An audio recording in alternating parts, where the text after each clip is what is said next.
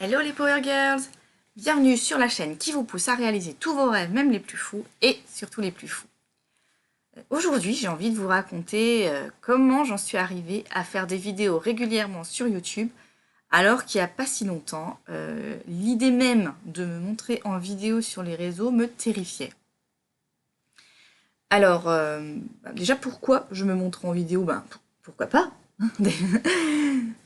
Déjà, en fait, j'ai commencé, quand je me suis lancée dans le coaching, à faire des webinaires de temps en temps. Et ça me faisait très peur, surtout qu'ils étaient enregistrés en direct.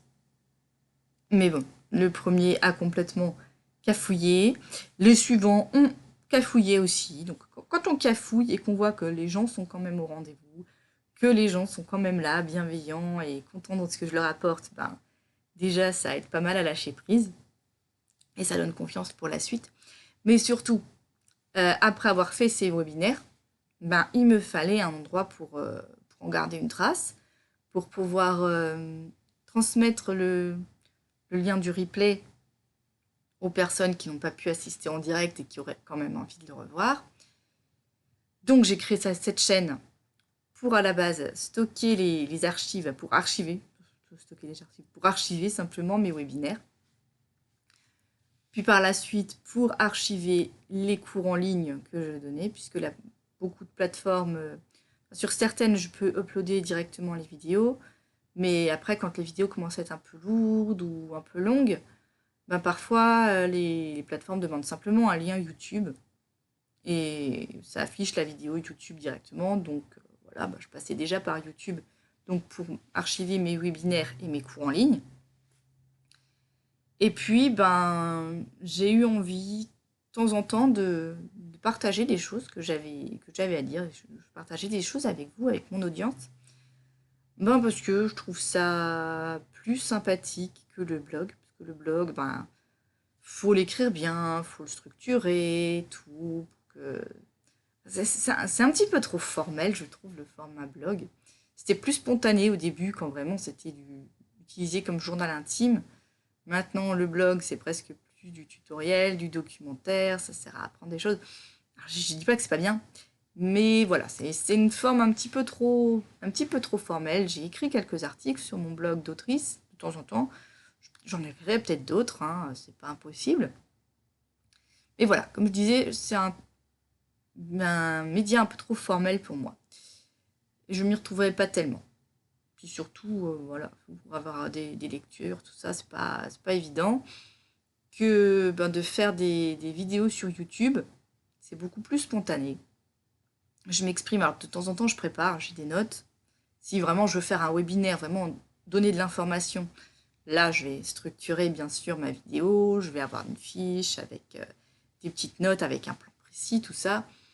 Mais là, mes vidéos de chill, mes vidéos un peu vlog, partage, comme ça, je les prépare pas spécialement à l'avance. J'ai une liste de sujets dont j'ai envie de parler. Parfois, je mets 2-3 notes pour pas oublier, mais voilà, je suis le flow, je me laisse emporter par l'inspiration du moment, parce que j'ai envie de vous dire, et puis voilà. Et comment je me suis lancée alors que j'avais peur, c'est comme, voilà, si on te jette dans le grand bain, on te dit vas-y nage. Alors, je dis pas que c'est la meilleure méthode pour tout. Non. Clairement, jeter un enfant dans la piscine en lui disant vas-y nage, c'est un peu sévère. Je sais que j'ai une amie qui a appris à nager comme ça, mais moi je suis pas pour cette méthode. Mais parfois, on n'a pas le choix. Parfois, c'est le déclic dont on a besoin. Donc, saute et nage. Saute à l'eau et nage. Donc, c'est ce que j'ai fait. J'ai sauté à l'eau, j'ai nagé. Au début, je faisais des vidéos de façon un petit peu plus sporadique. Vraiment, quand l'inspiration me venait, ou justement, à la place d'écrire un article de blog, je faisais une vidéo. C'était plus vraiment... J'étais plus dans l'esprit webinaire au début. Vraiment donner de l'information. Et puis aussi, faire connaître mon activité de coaching. Alors, c'est vrai qu'après avoir filmé des cours et des webinaires, je me sentais déjà plus à l'aise pour faire des vidéos exclusivement pour YouTube. Mais voilà, j'avais envie de partager sur d'autres réseaux mon activité de coach, simplement, et de créatrice. parce que ben, Instagram c'est bien, TikTok c'est bien, mais enfin, voilà, on est sur du format vidéo court, on est limité aussi en nombre de caractères, de textes, donc on peut partager des choses, mais voilà, on peut pas, on n'a pas autant de liberté d'expression, pas au sens censure, mais d'espace, on va dire, d'espace d'expression. On est beaucoup plus libre de ce côté-là sur YouTube. Si j'ai envie de faire une vidéo de 3 heures, je ferai une vidéo de 3 heures. Je ne pense pas le faire, parce que déjà, moi, parler pendant 3 heures, ça m'épuise. Et je pense que vous, ça vous saoulerait aussi de m'écouter 3 heures d'affilée. Euh, c'est bien de faire des petites pauses de temps en temps. Les vidéos de 20-30 minutes, ça va. C'est mieux. Mais enfin voilà, parfois j'ai besoin de plus de temps pour m'exprimer, j'ai besoin de plus de temps pour développer mes idées aussi, aller au bout, faire des petites références à d'autres. Surtout que je fais beaucoup de digressions. Et sur un post Instagram, bah, les digressions, ça m'embrouille un peu. Sur YouTube, je trouve que les digressions, c'est moins gênant. Hein, j'écoute plein de vidéos de coach ou dans mon domaine aussi, des créatifs qui se lancent à leur compte. Et ben, je pense que c'est un peu le côté artiste, on est quelque part un peu hypersensible, un peu HPI, un peu multipotentiel, et on a le cerveau qui part dans tous les sens. Donc moi, ça me dérange absolument pas les vidéos de gens où ça part dans tous les sens. J'avais un prof qui était comme ça, ses cours partaient dans tous les sens. Et une fois qu'on avait compris cette logique, au début c'était déroutant, j'avoue. Mais une fois que j'avais compris cette logique, cette façon de fonctionner, c'est devenu cohérent. Et ce qui était impressionnant chez lui, c'est qu'il perdait jamais le fil en fait. Il savait toujours d'où il était parti. Et moi, à force aussi de faire mes vidéos, de partir dans tous les sens, je sais aussi d'où je pars. J'oublie pas d'où je pars. Donc oui, je fais des digressions parce que j'aime bien. Parce que mon cerveau part dans tous les sens. Il est comme ça, je ne vois pas pourquoi je le briderais. Voilà, là typiquement, je suis sur complètement autre chose que le sujet de départ. Là, je suis sur mon cerveau et ses méandres, sa pensée en arborescence, typique des neuros atypiques. Et alors qu'au départ, j'étais pourquoi je me suis lancée sur YouTube alors que ça me faisait peur. Donc voilà, c'était pour faire connaître mon activité de coach. Et puis aussi, après un défi personnel que je m'étais fixé de débriefer pendant 10 jours sur un autre challenge. Eh ben oui, on a un challenge, et puis moi sur ce challenge, je me fixe un autre challenge. J'adore les challenges. Je fonctionne beaucoup avec les challenges. C'est comme ça que j'avance le plus vite. Donc, ce challenge de faire des vidéos tous les jours pendant 10 jours, juste pour débriefer, sans savoir quoi dire. Hein. Vraiment, j'avais aucun sujet. Je débriefais juste de ma journée, de ce qui m'était arrivé de magique pendant la journée. Et ben, j'ai adoré ça. J'ai adoré me filmer comme ça de façon chill, de façon, mais vraiment sans contrainte, vraiment dire ce que j'avais sur le cœur, sans me censurer, sans me limiter, sans me mettre de barrières, sans plan précis, juste laisser dériver ma pensée, que j'aimais beaucoup ça. Donc c'est pour ça que mes vidéos sont souvent sur ce type-là maintenant, moins sur le... D'ailleurs, j'ai appelé mes playlists en fonction, j'ai ma playlist confidence, pour quand je blablate comme ça, un peu de tout et de rien, et j'ai la playlist webinaire pour les vidéos plus structurées. Et ces derniers temps, je fais plus de vidéos confidence que de vidéos webinaires parce que j'aime bien, voilà, laisser mes pensées dériver, comme je le ferais dans mon journal, en fait. Dans mon journal intime, je parle dans tous les sens. J'ai beaucoup besoin de m'exprimer, en fait. C'est très bizarre pour une introvertie, mais je m'exprime beaucoup, je m'exprime par l'écrit, je m'exprime en créant, je m'exprime en écrivant des romans, je m'exprime dans mon journal, je m'exprime dans les vidéos YouTube, je m'exprime dans des posts Instagram. Et en fait, c'est mon autothérapie, quelque part. J'apprends des choses pour moi-même. Plus je parle de moi, plus j'apprends des choses sur moi. Oui, ça peut paraître égocentrique, narcissique, parler de soi tout le temps, mais en fait, je suis pas du tout dans l'ego quand je fais ça. Je suis pas du tout dans le narcissisme et dans l'ego. Je suis plus dans le côté, je cherche à me reconnecter à moi, à la partie divine et magique de moi, on a tous un ego qui est très terre à terre, qui a peur, qui se met des limites, et on a tous une partie divine qui apparaît quand on met l'ego de côté.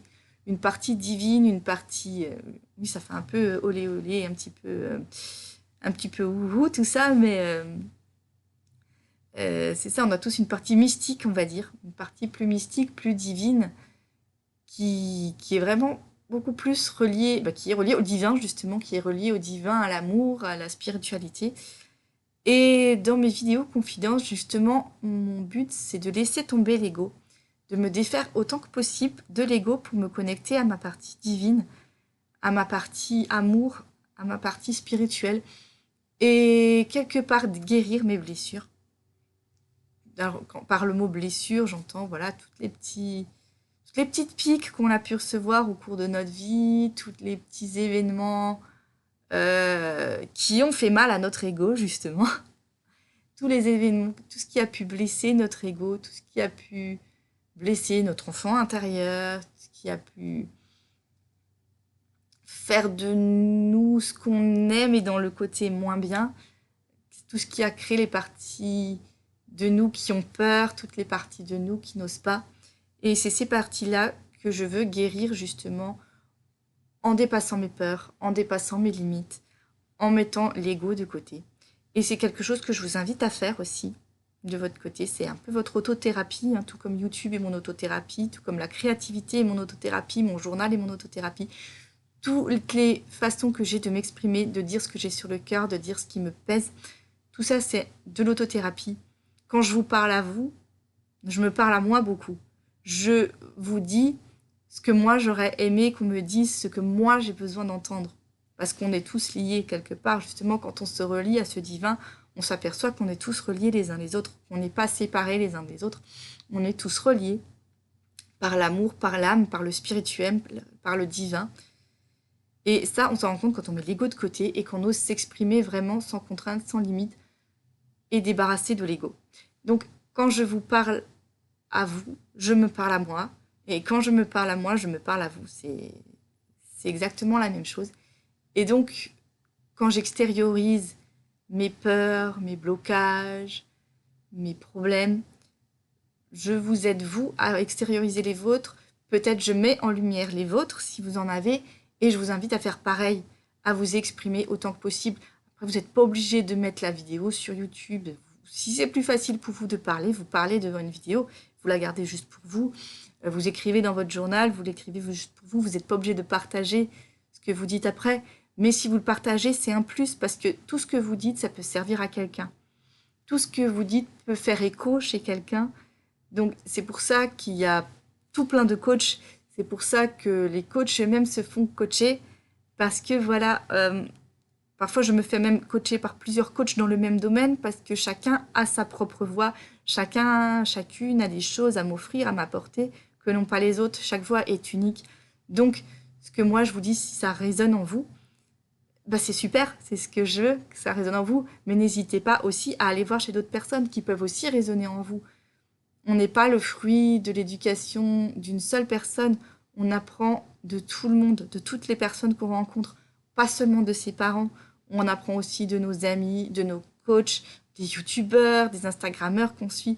Chaque personne sur Terre a quelque chose à vous apprendre. Et vous aussi, vous avez quelque chose à apporter sur Terre. Si vous vous débarrassez de votre ego, que vous vous reliez à l'amour, au divin en vous, vous avez des choses à partager avec le monde, donc n'hésitez pas à aller les partager dans le monde. Il y a forcément quelqu'un sur Terre qui aura besoin de vous entendre. Il y a forcément quelqu'un sur Terre qui aura vraiment besoin, à qui ce que vous avez à dire va vraiment apporter quelque chose que vous allez changer la vie de quelqu'un forcément. Vous le savez peut-être pas, vous le saurez peut-être jamais. Et bien sûr, en vous exposant au monde, vous vous exposez aussi aux haters. Mais justement, quand on n'est plus dans l'ego, les haters, on s'en fout. Les haters, on sait les remettre à leur place de haters. Je dis pas en les insultant à leur tour, mais on se dit, voilà, on sait se dire, bon, ces personnes, mais si elles n'ont rien d'autre à faire, si elles n'ont rien de mieux à faire de leur journée que de cracher leur haine sur quelqu'un qu'ils ne connaissent pas, c'est que leur vie est sacrément triste. Et moi, j'ai de la peine pour eux. J'ai de la peine pour les haters. J'ai pas envie de les critiquer, mais j'ai de la peine pour eux. Parce que c'est que leur vie est vraiment triste. Ils n'ont rien de mieux à faire que d'aller critiquer les autres. Donc voilà, n'ayez pas peur de vous confronter au monde. N'ayez pas peur des haters. Mettez votre ego, mais vraiment derrière vous. Laissez tomber l'ego. Je n'y arrive pas à chaque vidéo. C'est pour ça que j'en fais régulièrement, parce que chaque vidéo m'aide un petit peu plus à me débarrasser de l'ego. Des fois, j'y arrive complètement, des fois, j'y arrive pas du tout. je sens que dans cette vidéo en particulier, mais mon ego, il ferme complètement sa bouche. Je veux dire, il est ligoté à l'arrière de la voiture, il est dans le coffre là, mais j'ai réussi totalement à me défaire de l'ego.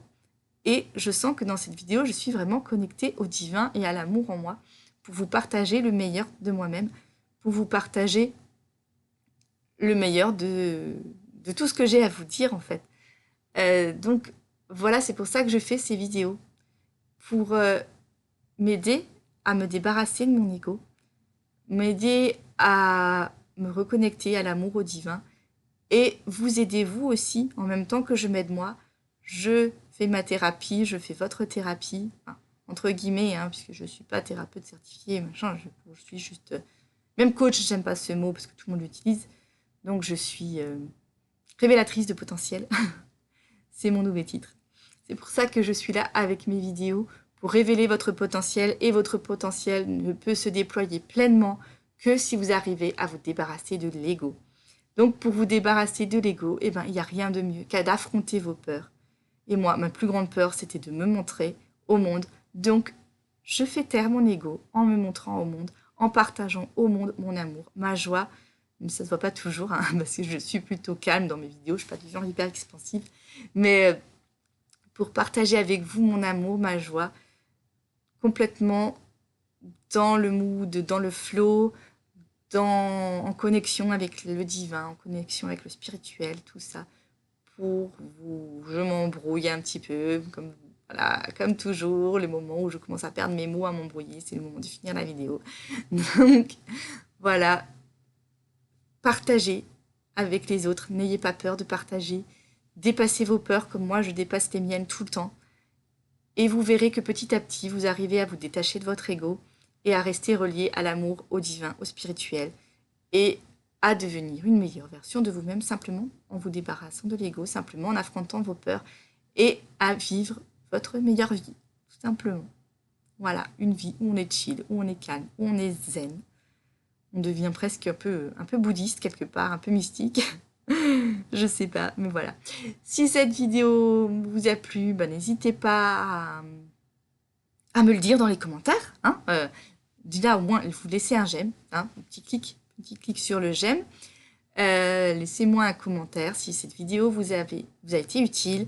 Si vous connaissez quelqu'un qui peut avoir besoin d'entendre ça, n'hésitez pas surtout à partager aussi cette vidéo, partager au plus grand monde cette vidéo, puisque ça peut aider des gens.